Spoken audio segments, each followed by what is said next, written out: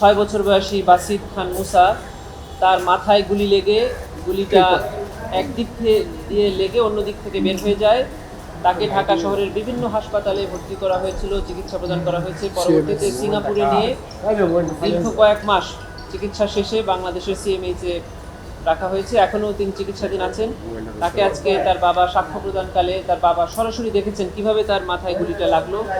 গুলির ক্ষতস্থান চেপে ধরে নিয়ে দৌড়িয়ে তিনি হাসপাতালে গেলেন। রামপুরাতে 19 জুলাই এই ঘটনা ঘটে এবং সেখান থেকে কিভাবে ঢাকা মেডিকেল কলেজে নিলেন। ঢাকা মেডিকেল কলেজে ওনার সার্জারি হলো, অপারেশন হলো, সেখান থেকে সিএমএইচে আনা হলো, সিএমএইচ থেকে সিঙ্গাপুরে নেওয়া হলো, সিঙ্গাপুর থেকে আবার সিএমএইচে আনা হলো। এই চিকিৎসার বড় বর্ণনা উনি দিয়েছেন। এর মধ্যেই তার মাকে ঢাকা মেডিকেল কলেজে আনা হলো, সেখানেই তার মা মৃত্যুবরণ করলেন। মাকে দাফন করা হলো গ্রামে মির্জাপুরে গিয়ে, সেখানে তিনি যেতে পারলেন না, কারণ একদিকে তার মা একটা হাসপাতালে ভর্তি, অন্যদিকে তার সন্তান আইসিইউতে ভর্তি। এরকম সিচুয়েশনে কি হয় একটা সন্তান বা একজন বাবার, সেই বর্ণনা উনি আদালতে দিয়েছেন। আদালত এই গুলিবিদ্ধ সন্তানকে দেখেছেন, সন্তানের ক্ষতস্থান দেখেছেন এবং কিভাবে সে গুলিবিদ্ধ হয়েছিল সে সম্পর্কে আদালত জেনেছেন এবং সেটিকে এভিডেন্সেও নিয়ে এসছেন। এই সম্পর্কে আজকে ট্রাইব্যুনালে সাক্ষ্য গ্রহণ হয়েছে এবং তার জেরাও সম্পন্ন হয়েছে।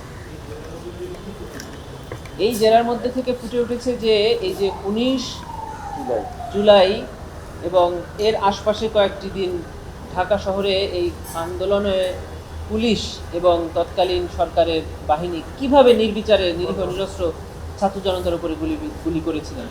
ওনারা কিন্তু তাদের নিজেদের বাড়ি মানে ঘরের গেটে ছিল, বাচ্চাটা আইসক্রিম খেতে চেয়েছিল বাবার কাছে, বাবা আইসক্রিম কেনার জন্য তাকে বাড়ির 6 তলা থেকে নিচতলায় নামিয়ে নিয়ে এসেছিলেন, কিন্তু ফেরত যাবেন কার সঙ্গে সেজন্য সাথে করে তার দাদিকেও নিয়ে এসেছিলেন।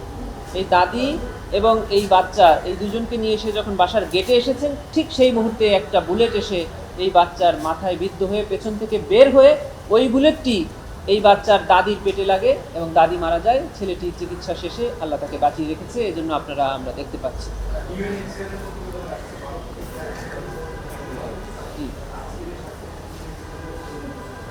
অবশ্যই আপনারা দেখেছেন যে প্রিয়া গোপ নামে একজন 4 বছর বয়সী শিশু, রিয়া গোপ নামে 4 বছর বয়সী একজন শিশু গুলিবিদ্ধ হয়ে মারা গিয়েছেন এবং এই 6 বছর বয়সী মুসা খান সেও গুলিবিদ্ধ হয়েছে। অতএব ইউএন রিপোর্ট এবং আমরা ট্রাইব্যুনালে তদন্ত শেষে যে রিপোর্ট দিয়েছি এবং বাংলাদেশের পত্রপত্রিকা সহ সারা দেশে জুলাই গণঅভ্যুত্থানের যে রিপোর্ট এসেছে সেই রিপোর্টের সত্যতাই আজকে এই সাক্ষীর মাধ্যমে প্রস্ফুটিত হয়েছে।